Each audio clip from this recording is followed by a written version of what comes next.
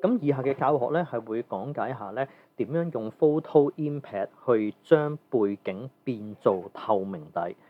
咁我會教兩個方法。第一個方法咧，你喺坊間裏邊咧，大部分你喺網頁搜尋咧都會搜尋到㗎啦。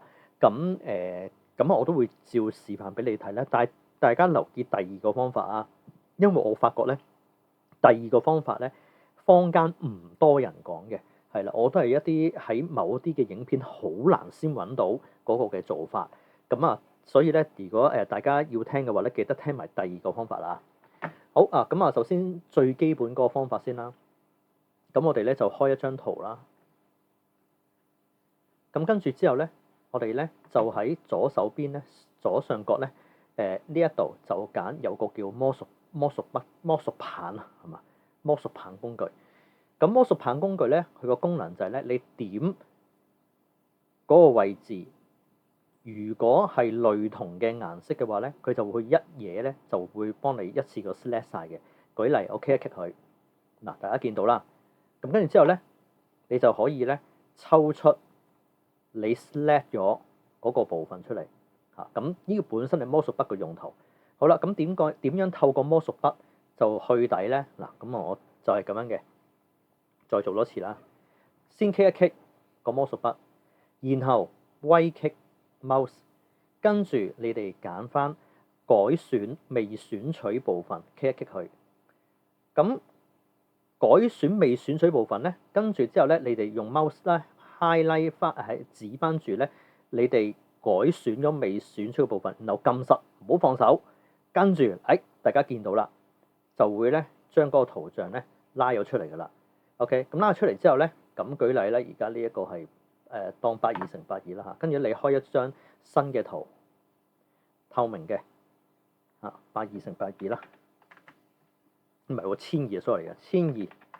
好，你一定要開張透明底嘅圖，然後跟住咧就將頭先你依個圖咧就好簡單嘅啫 ，copy and paste 上咗去。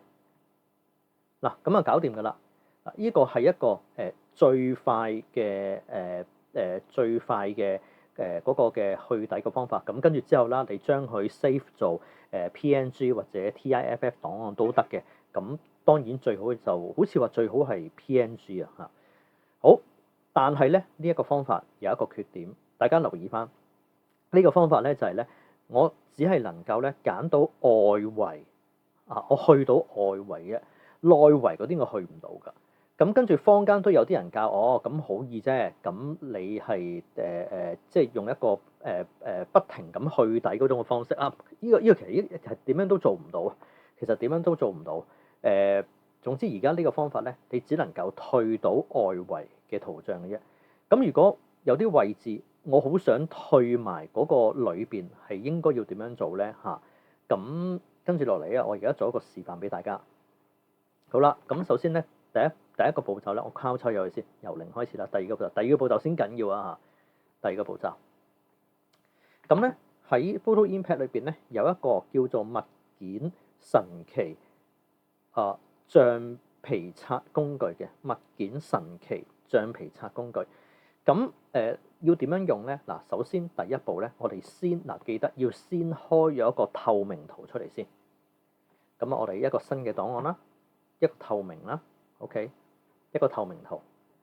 好啦，跟住之後喺上邊有個叫物件嘅，然後插入影像物件，跟住從檔案，然後咧我哋咧就喺度揀翻頭先剛才我哋想去底嗰張圖，跟住 click 翻去。好啦，咁揀咗嚟之後咧，之後你哋 click 落去咧，揀嗰個物件神奇橡皮擦工具咧，佢就有得俾你去擦走你想擦走嘅嘢嘅。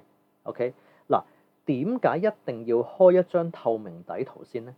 如果你純粹開一個 JPEG 圖，然後你 click 剛才頭先呢一個嘅呢個工具嘅話咧，我唔讀全名啦，好煩啊。你開呢個工具嘅話咧，佢會有一個禁止嘅符號俾你，係唔俾你用。個前提係咧，一定要你開一個透明底先，然後就跟住頭先我嗰個步驟做一個插入物件嘅方式。好啦，跟住掉落嚟點做咧？跟住就係超方便啦，click 落去，大家見到啦，冇咗。好啦，跟住未完嘅 click 嗱，如果我建議大家可以放大啲嚟 click，因為咧，如果你 click 走咗嗰種顏色嘅話咧，咁你就嗰種顏色就一嘢就冇晒㗎啦，係啦。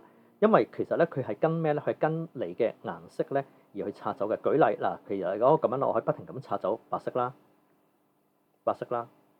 你唔好擦呢一個喎，你一擦咧，哦，即刻冇咗黃色啦。OK，係啦。咁啊記得啦。所以咧，我就會建議咧放大啲，然後擦乾淨佢，係啦。